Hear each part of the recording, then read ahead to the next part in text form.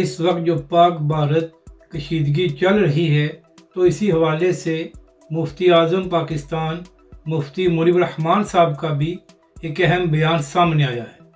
مفتی صاحب نے اپنے بیان میں کہا ہے کہ اگر خدا نخواستہ بھارت نے پاکستان کو نقصان پہنچانے کی کوشش کی تو پوری قوم پاک فوج کے ساتھ کھڑی ہے اور بھرپور انداز میں اس کا جواب دیا جائے گا۔